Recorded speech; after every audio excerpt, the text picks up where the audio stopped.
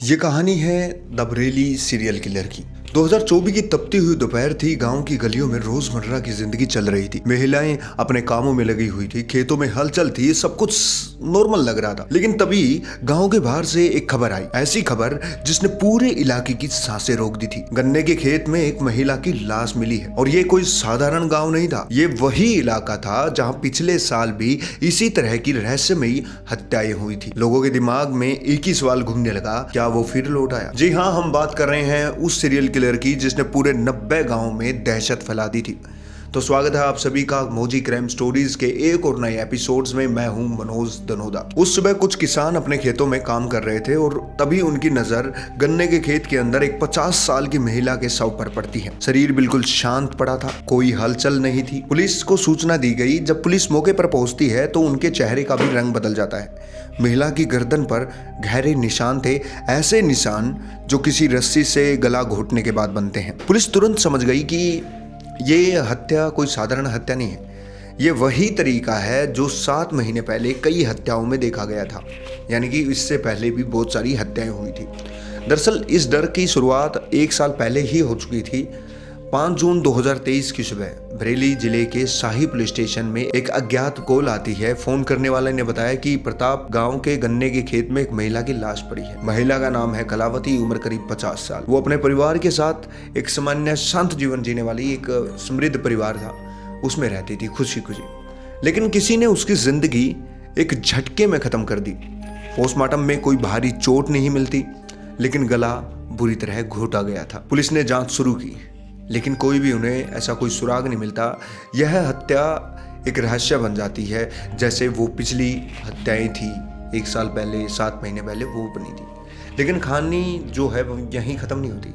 14 दिन बाद 19 जून 2023 की रात कुलचा गांव के पास एक और महिला की लाश मिलती है। नाम था धनवंती। हत्या का तरीका बिल्कुल वही, गला घोटना और लाश को सड़क किनारे छोड़ देना।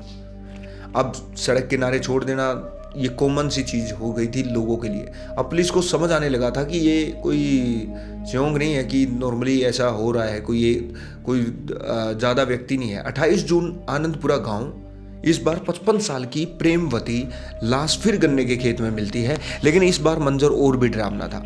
उसकी हत्या उसी की साड़ी के पल्लू से घोटकर की गई थी। पल्लू उसकी गर्दन के चारों ओर कसकर बांधा भी गया था, जो उस डेड बॉडी पे मिलता भी है। 3 हत्या, एक तरीका, अब पूरे इलाके में खौफ फैल चुका था। महिलाएं घर से निकलने से डरने लगी। ये हर अनजान आदमी शक के घेरे में आने लगा। गांव की शांत जिंदगी अब खामोश डर में बदल चुकी थी। लेकिन डर का ये सिलसिला और बढ़ना बाकी था।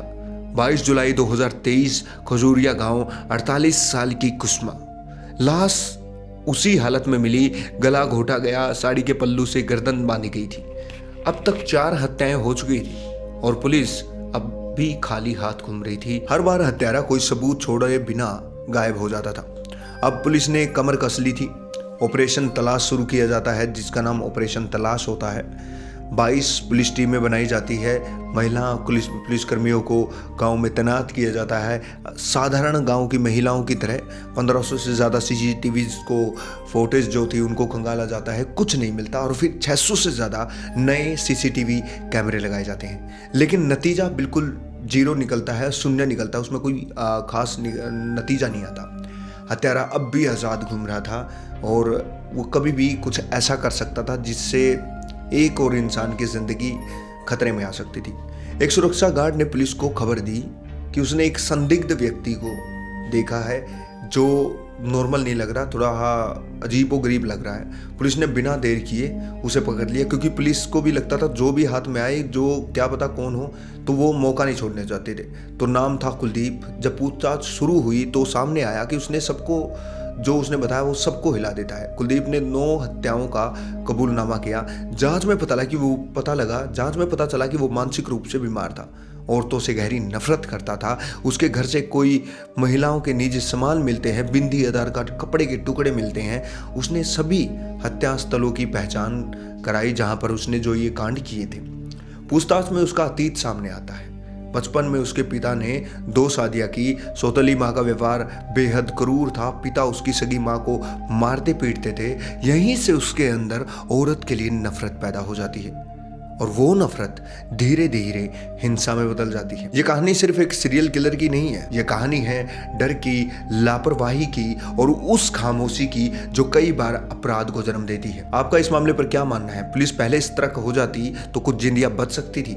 अपनी राय कमेंट में जरूर बताएं। मेरा नाम है मनोज, फिर मिलेंगे एक और सच्ची और डराने वाली कहानी के साथ मौजी क्राइम स्टोरीज में। तब तक के लिए राम राम।